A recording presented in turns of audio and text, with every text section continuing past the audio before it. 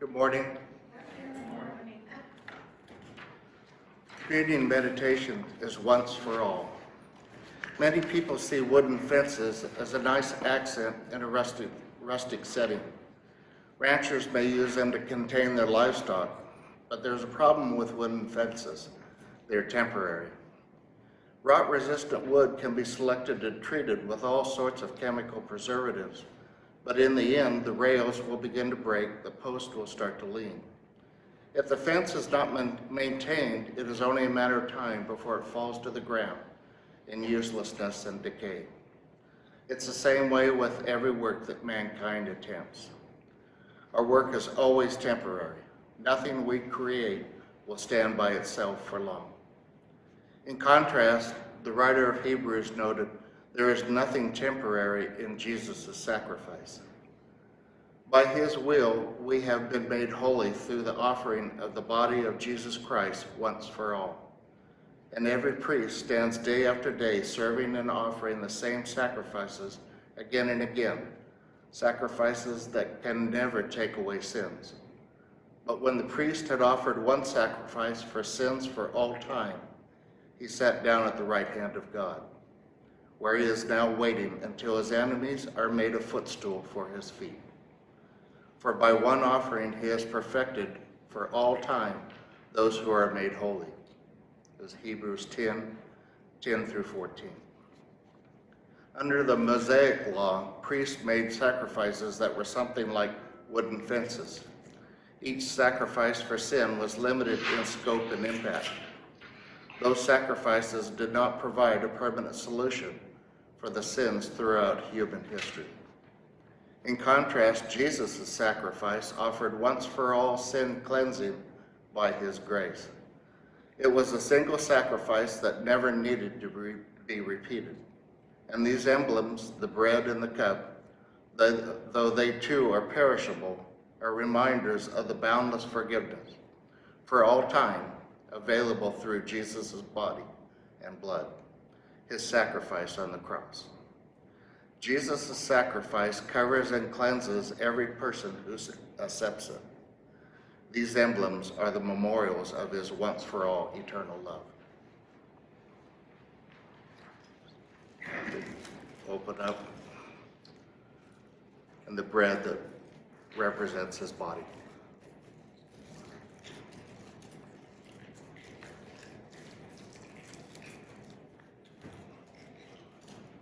And the juice that represents his blood spilled for us.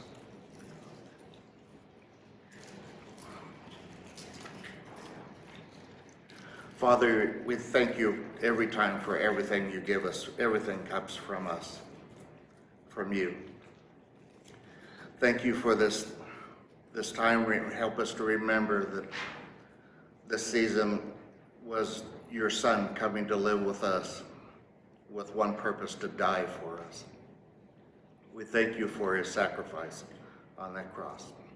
In his name we pray, amen.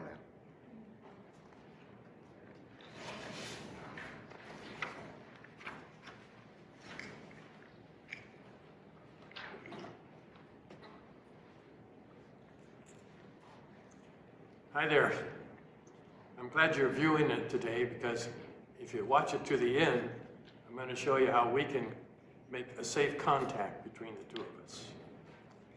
Because we're about to face the new year, I've been collecting some New Year's predictions, some from the internet and some from Save Mart checkout stand magazines. Let me share some of these New Year predictions. We'll all have apes for our chauffeurs. We'll live in flying houses. We'll all have personal helicopters, and cars will become obsolete. C, X, and Q will no longer be part of the alphabet. All roads will become tubes. Nobody will work because everybody's going to be rich. We'll really make it to Mars to go shopping. We'll wear antenna hats, disposable socks. We'll be able to vote electronically from wherever we are. Everyone will be a vegetarian. The Muslims will lead the world. devastating earthquake will throw San Francisco into the ocean. It's predicted the Lakers will be the national champions in the new year for the 18th time. This is the time of the year for those who deceive the gullible with claims of psychic power to their things, predicting what will happen in 2021. I thought I would do a little procrastinating. I'm going to do some predictions. I guarantee these predictions to be more accurate than any one you read in the tabloids or the supermarket checkout stand. Sightings of space aliens and Elvis will continue to be reported in the tablets. Starvation will continue to plague Africa, if not in Samaria, then somewhere else in the vast continent.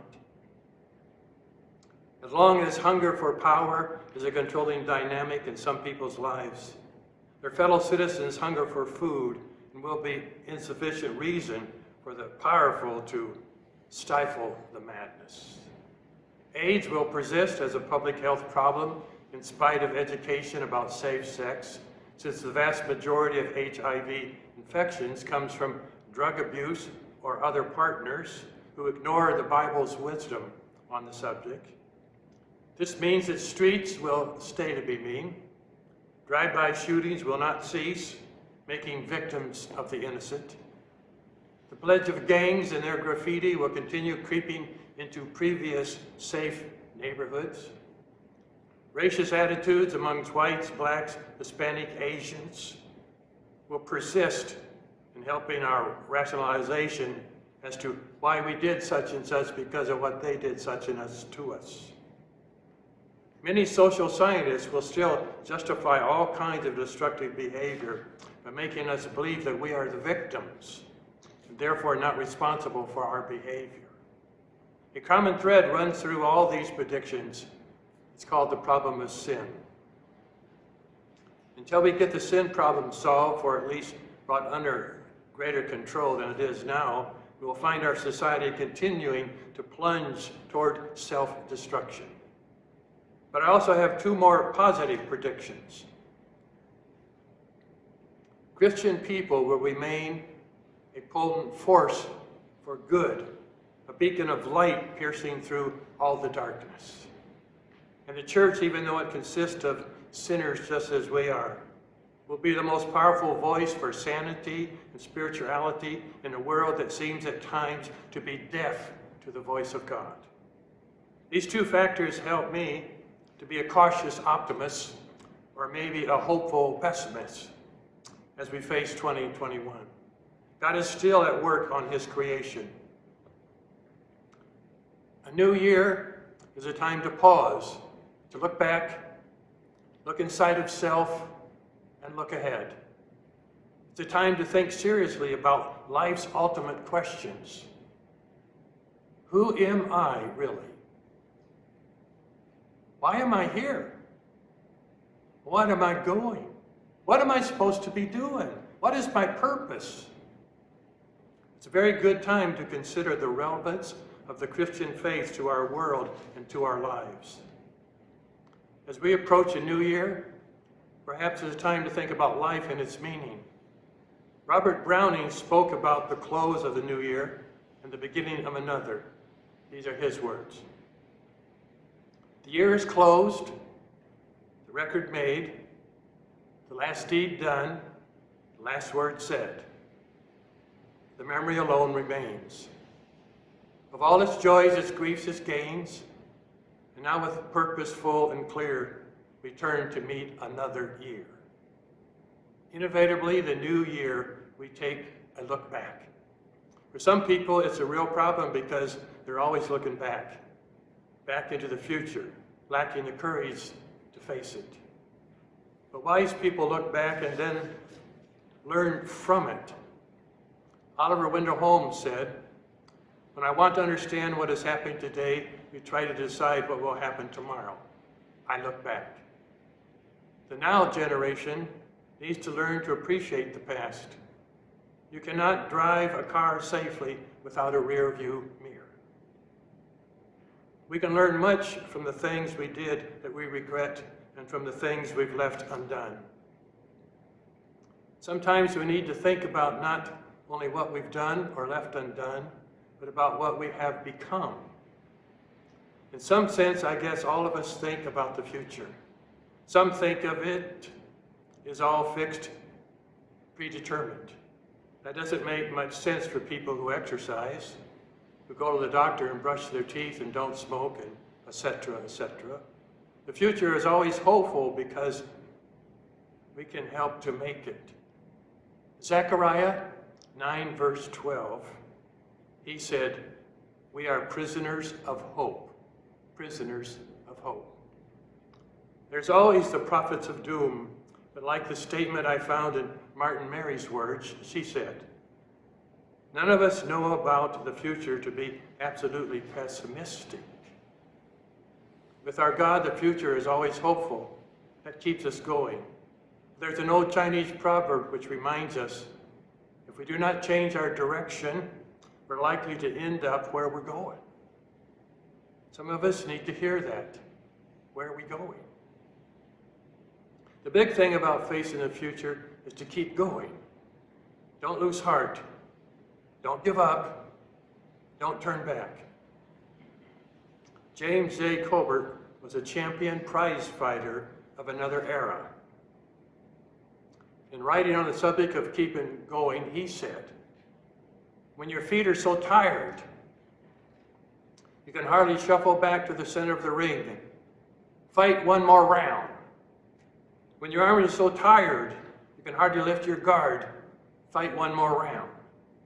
When you wish your opponent would just put you to sleep, fight one more round."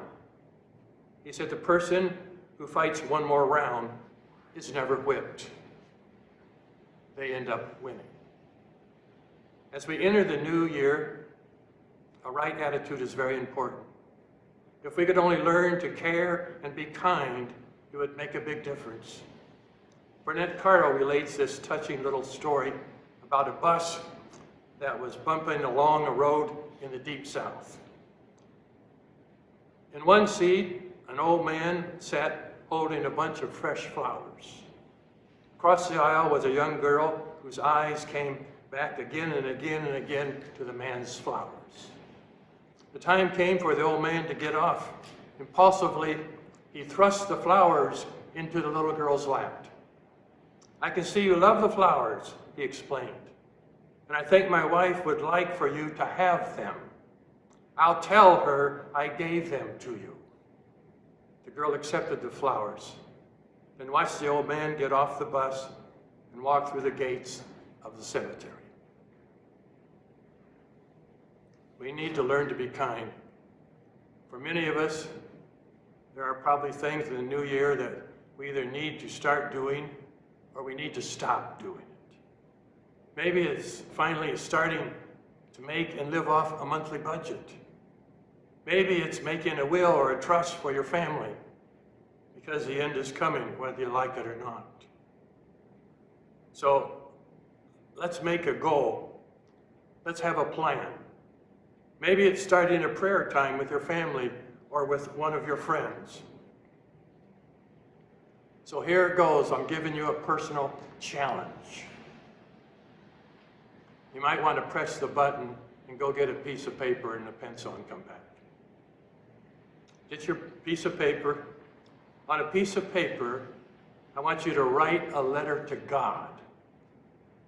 Reflect on the lessons you learned in 2020 and all that you went through. What did you learn?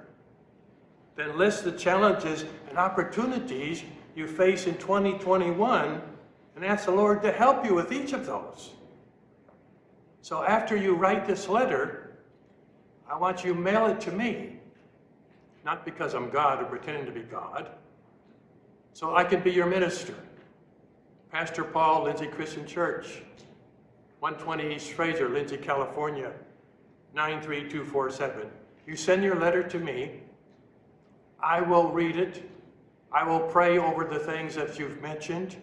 I will sign it so you know I saw it, and I'll mail it back to you. That might be your New Year's resolutions.